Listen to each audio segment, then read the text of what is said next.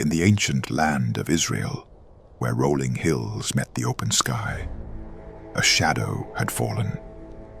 The Valley of Elah lay between two armies, Israel on one side, the Philistines on the other. Day after day, they faced one another in silence. Not because they lacked soldiers, not because they lacked weapons, but because they lacked courage.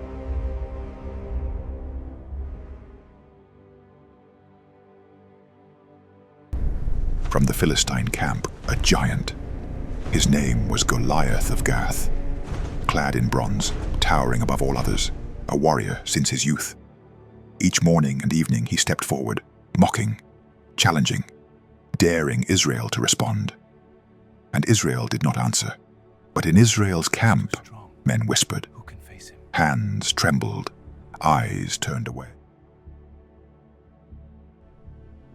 Even King Saul, tall and strong among men, was troubled. Armor could not shield him from fear. A crown could not quiet his doubts. And the question hung in the air, unanswered. No warrior in Israel? Who will stand? My king. None dare face him.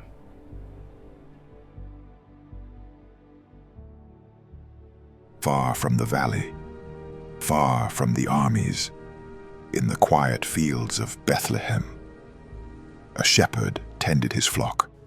His name was David, the youngest son of Jesse. While war threatened the nation, David played his harp beneath open skies. While giants boasted of strength, David sang of the Lord. When lions and bears came for the sheep, David did not flee. With faith and courage, he pursued them, not with sword or spear, but with a sling, and trust in God. And the beasts fell. One day, Jesse called for David. He placed food into his hands and said, "Take this to your brothers, see how they fare, and bring me word." David obeyed.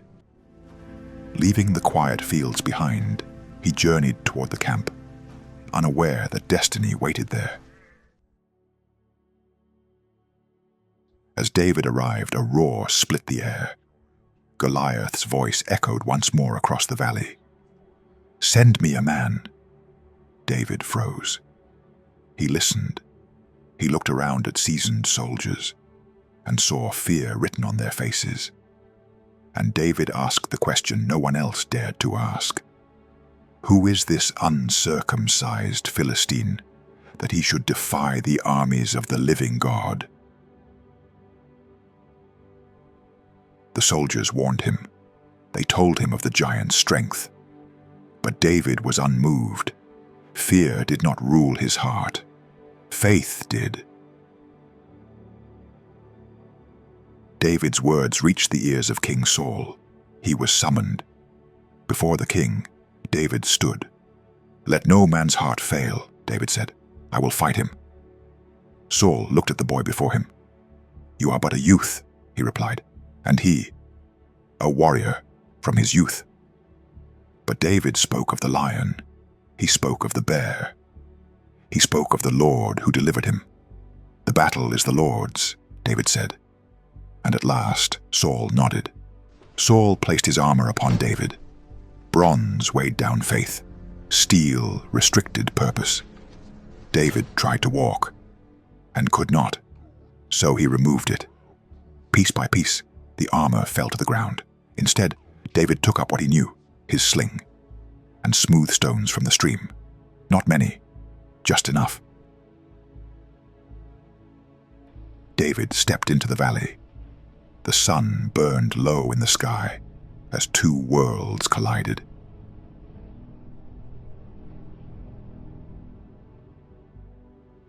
Behind David, Israel watched in silence. Before him, Goliath laughed. "Am I a dog," the giant mocked, "that you come at me with sticks?" But David did not waver.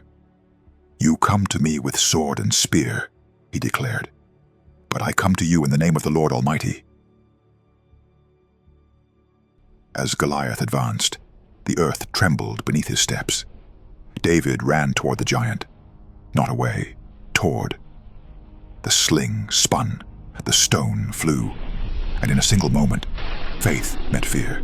The giant fell, silence, then a roar. Israel surged forward, fear shattered, courage reborn. The Philistines fled. The valley that once echoed with mockery now rang with victory. A shepherd had stood, a giant had fallen. As the sun set over the Valley of Elah, the battlefield grew quiet. David stood alone, not celebrating, not boasting, but humbled. For the victory was never about strength. It was never about size. It was about faith.